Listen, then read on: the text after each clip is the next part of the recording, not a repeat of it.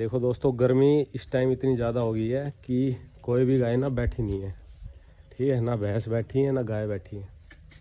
ये देखो, तो बहुत ज़्यादा गर्मी हो गई है, तो कोशिश करेंगे कि फोगर लगवाएंगे। और ये देखो अपनी पीपा, और ये अपनी गिरी भी गर्मी के अंदर पूरी वो गिरी, देखो गिरी बस खड़ी होगी यार। तो